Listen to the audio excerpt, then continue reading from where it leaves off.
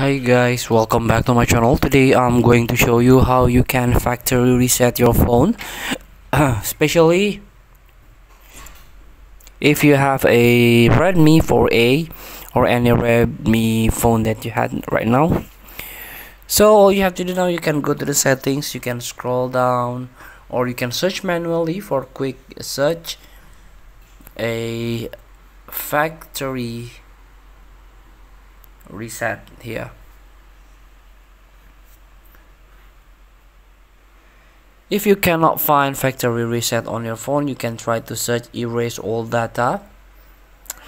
Here you can try to tap or you can choose reset system only, erase download apps and their data.